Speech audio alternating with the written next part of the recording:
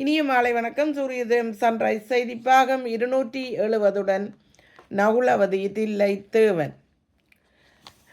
London செய்திகள்.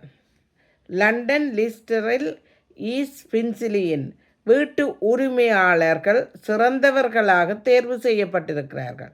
18/6 அன்று listed என்பவர் சிறந்த பதிப்பாளர், இணைய பதிப்பாளர் மற்ற அவரின் கருத்துப்படி வடக்கு லண்டனை சேர்ந்த தம்பதியினர் சிறந்த வீட்டு உரிமையாளர்களாக தேர்வு செய்யப்பட்டிருக்கிறார்கள்.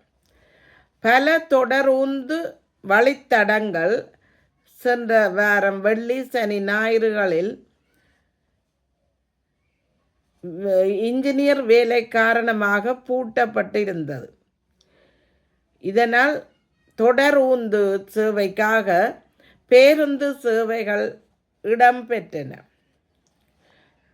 பெட்ஃபோர்ட் பகுதியில் 2 தொடருந்துகள் மோதியதினால் அந்த இடத்திலேயே ஒரு சாரதி இறந்துவிட்டார். இதனால் அந்த தொடருந்தில் சென்ற 100 மேற்பட்ட பயணிகள் காயமுற்றிருந்தனர்.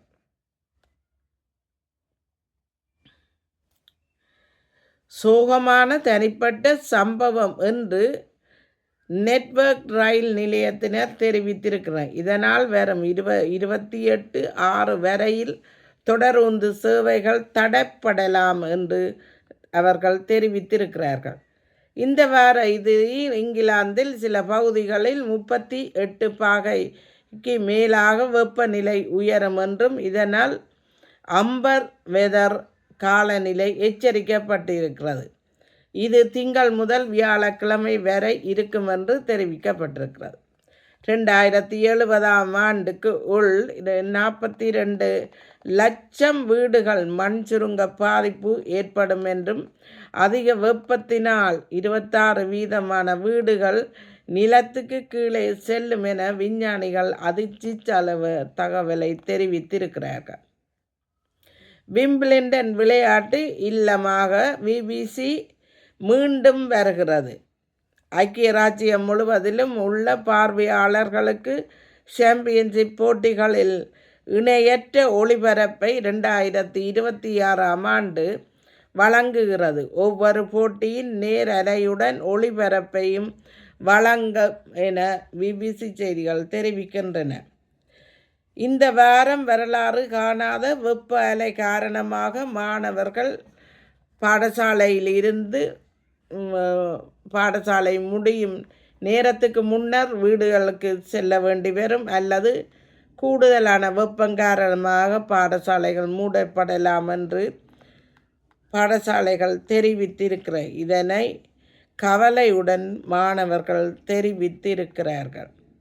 இங்கிலாந்து பிரதமர் ஸ்டாமர் அவர்கள் தான் பதவியில் இருந்து விலகுவதாக 22/6 அன்று திங்கள் தெரிவித்திருந்தார். புதிய பிரதமர் வரும் வரை அவர் பதவியை தற்காலிகமாக பதவி வகிப்பதாக தெரிவித்திருக்கிறார். லண்டன் வெம்பிளி பகுதியில் கடையுடன் சேர்ந்த மாடி பகுதியில்